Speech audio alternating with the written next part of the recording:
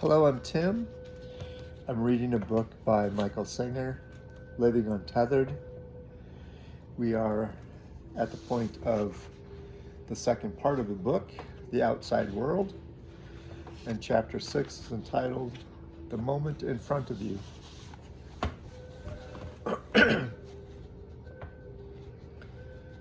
Keeping perspective is essential at every stage on our path toward inner freedom. The solid ground we keep coming back to is that you are in there. You know you're in there, and you've always known you are in there. But you don't focus on the fact that you are in there because you are too absorbed in what is going on both inside and outside you. You get lost in the objects of consciousness instead of focusing on the source of consciousness. Spiritual awakening is about untangling consciousness from the objects of consciousness. To do this, it will help tremendously to understand the nature of the objects of consciousness you deal with each day. We begin our exploration with the outside world. What you receive in through your five senses is a significant part of your daily experience. You are inundated each day with an unending stream of sights, sounds, tastes, smells, and touches. If we're going to explore what it is like to be you, the conscious being living within, we need to take the time to thoroughly understand the outside world since it makes up such a major part of your life. What is actually out there? Where did it come from? And what is your relationship to it?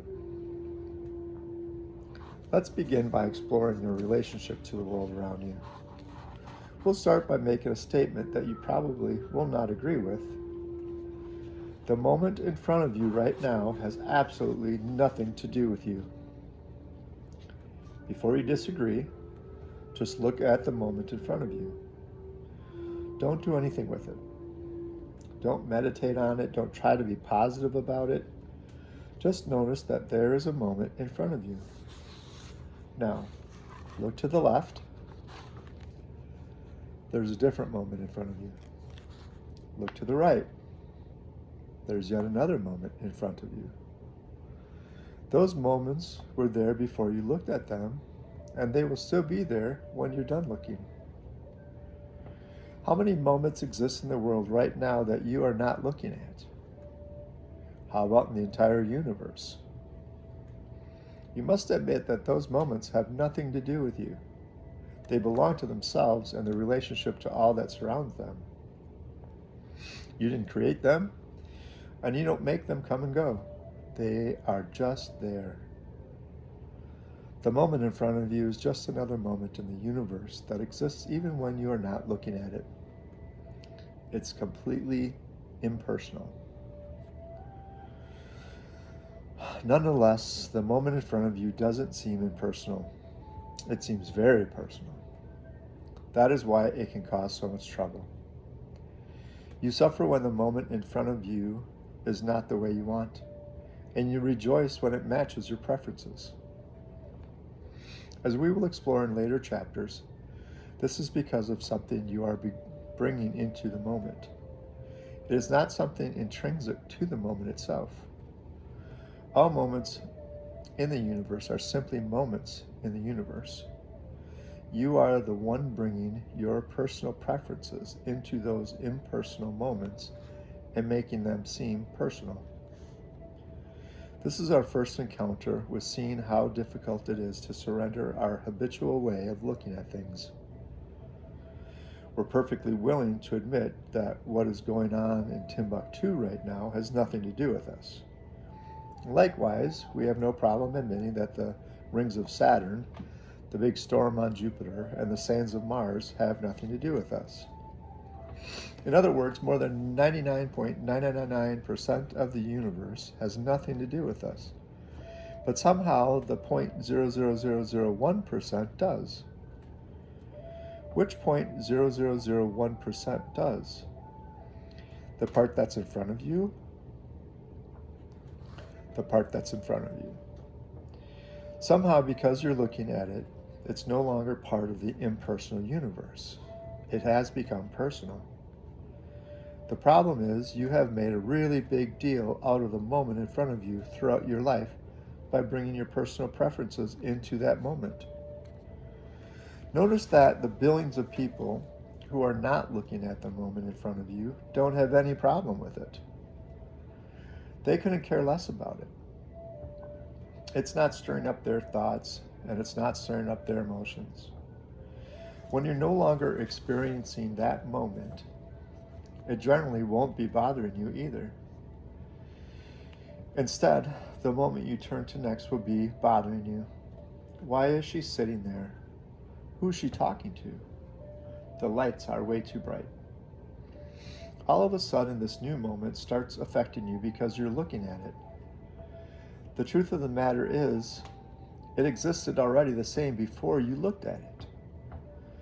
One of the most amazing things you will ever realize is that the moment in front of you is not bothering you. You are bothering yourself about the moment in front of you. It's not personal. You are making it personal. There are countless moments unfolding in the universe at any given time. And your relationship to all of them is exactly the same. You are the subject. They are the object. Once you realize this truth intellectually, it still won't look that way in your everyday life. To help, let's take a field trip out to Fisherman's Wharf in San Francisco, overlooking the beautiful Pacific Ocean. While you're gazing out there, ask yourself whether what you see in front of you has anything to do with you. You see waves, you see spray, you may even see some whales or sea lions.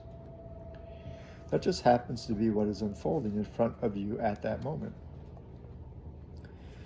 If you had come on a different day or even a different hour, what you'd see would be quite different. But this would not bother you.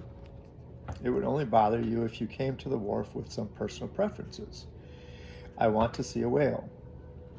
I want to see the giant waves people told me about.